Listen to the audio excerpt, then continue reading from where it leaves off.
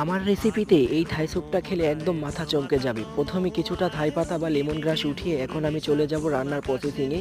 তো এখানে আমি 2 কাপের মতো পানি নিলাম। পানির মধ্যে দিয়ে দিয়েছি সিদ্ধ করে রাখা চিকেনের কিউবগুলা দিয়ে তারপর একটু ভালো করে নেড়ে চেড়ে দিব। অপেক্ষা করব বলক আসা আগ পর্যন্ত। আর একটা ডিম নিলাম। ডিমের ভেতরে দেখুন অবাক করা একটা কাণ্ড। 2টা কুসুম পেলাম আমি। তারপর ওখানে দিয়ে দিলাম আমি আদা রসুন বাটা, দিয়ে দিয়েছি লবণ আর দিয়েছি সেই থাই পাতাগুলা বা লেমন গ্রাস। দিয়েছি হাফ কাপের মতো টমেটো সস আর একটার মতো দিয়েছি কাঁচামরিচ দিয়ে তারপর এখন আমি সেই ডিমটা দিয়ে দিব যেটা 2টা কুসুম পেয়েছি। আর এই যে দেখুন আমার রান্না করার জায়গায় কিছুটা গাছ লাগিয়েছি, কেমন হয়েছে এই গাছগুলো অবশ্যই কমেন্ট করে জানাবেন। আর এটি হচ্ছে আমার মাটির চুলা। এই চুলাটা আমি সবসময় রান্না করি, আলহামদুলিল্লাহ খুব ভালো লাগে। তারপর শেষে আমি দিয়ে দিলাম কর্নফ্লাওয়ার গোলানো পানি।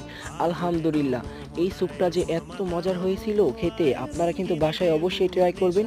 আর রেসিপি ভালো লাগলে পেজ ফলো করে রাখতে ভুলবেন না। আল্লাহ হাফেজ।